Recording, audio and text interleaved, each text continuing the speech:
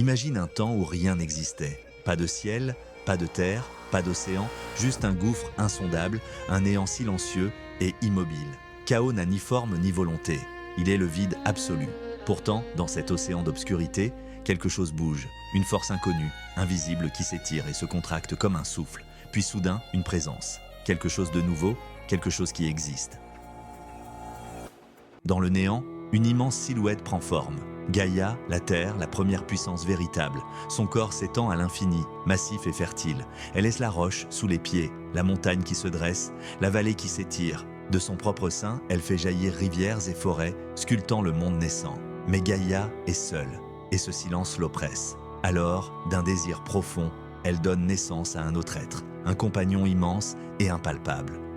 Ouranos apparaît vaste et infini. Il est le ciel, l'immensité qui s'étend au-dessus de Gaïa, la voûte qui recouvre le monde. Bleu le jour, constellé d'étoiles la nuit, Ouranos enlace la terre, couvrant chaque recoin de son corps céleste. Gaïa l'aime, et ensemble, ils donnent naissance aux premières générations de puissance divine. D'abord viennent les titans, 12 êtres gigantesques au pouvoir incommensurable. Parmi eux, des figures qui marqueront l'histoire, Chronos, rusé et impitoyable, Océan, maître des eaux infinies, Hyperion, gardien de la lumière du soleil, Japet, père des héros futurs, Thémi, incarnation de la loi divine. Mais ce ne sont pas leurs seuls enfants.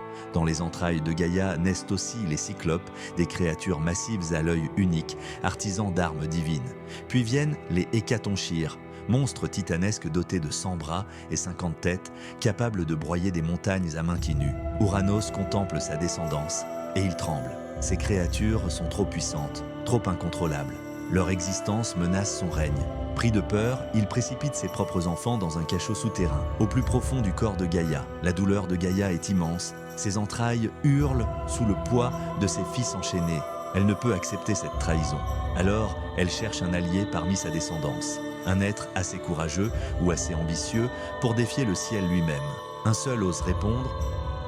Chronos n'a rien d'un héros, il ne cherche pas à sauver ses frères. Il veut le pouvoir, le trône d'Ouranos, la domination sur le monde.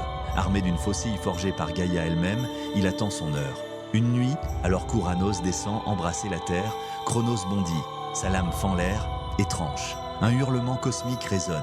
Le sang du ciel éclabousse le monde, donnant naissance à de nouvelles entités. Les Érini, esprits vengeurs traquant les criminels. Les géants, guerriers destinés à défier les dieux.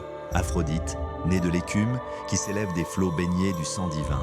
Ouranos, mutilé, disparaît dans l'ombre. Mais avant de s'effacer, il jette une malédiction. Toi aussi, Chronos, tu seras trahi par ton propre fils. Chronos rit, mais ce rire cache un frisson d'inquiétude. Là où le sang d'Ouranos s'est écoulé, une ombre s'étend, une présence plus ancienne que les titans, plus puissante que Chronos lui-même. Nyx, la nuit, une déesse sombre et majestueuse enveloppée d'un voile d'étoiles. D'elle naissent des forces inquiétantes. Hypnos, le sommeil, qui plonge les dieux et les mortels dans l'oubli. Thanatos, la mort, qui fauche sans distinction. Moros, la fatalité, qui dicte le destin inéluctable. Même Zeus, le futur roi des dieux, craindra Nyx. Son pouvoir est absolu et nul ne peut l'affronter sans trembler. Au sein de la nuit, un autre être se lève. Éreb, incarnation des ténèbres profondes. Son souffle étouffe la lumière, envahit le monde d'une brume obscure. Mais du sein de Nyx naît aussi son opposé. Héméra, le jour. À chaque aube, elle repousse les ombres de son père, inondant le monde d'une lumière dorée. Une lutte éternelle commence. Nuit et jour, ténèbres et lumière, un cycle qui ne cessera jamais. Loin sous la surface, un gouffre s'ouvre, un précipice sans fond. Tartare, une divinité aussi terrible qu'un lieu. Il n'est pas qu'un endroit, il est une force vivante, un abîme affamé. C'est ici que les plus grands criminels du cosmos seront jetés. Une prison que même les dieux redoutent. Mais au-dessus de tout cela, une force plus grande encore plane. Ananké, la nécessité, maîtresse du destin, celle qui impose des lois que nul ne peut briser, même les dieux sont soumis à sa volonté. À ses côtés, Chronos, le temps, un être insaisissable, invisible qui dévore tout ce qui existe. Le plus puissant des dieux primordiaux et pourtant le plus discret, car rien ne peut arrêter le temps. Ainsi, les premiers dieux façonnent le cosmos, un monde brutal, sauvage, où chaque force lutte pour exister. Ce n'est que le début, car bientôt Chronos connaîtra le même sort qu'Ouranos. Bientôt un enfant se lèvera contre lui, un enfant nommé Zeus, mais ça, c'est une autre histoire. Et voilà, ainsi commence la grande saga des dieux.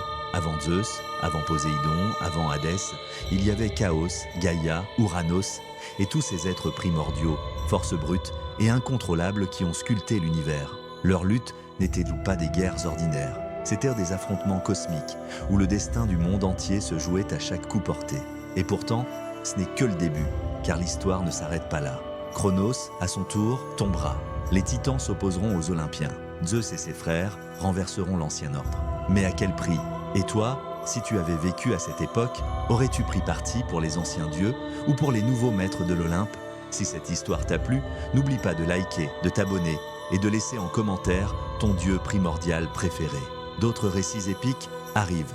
Et crois-moi, la mythologie grecque a encore bien des secrets à révéler. À bientôt pour une nouvelle légende.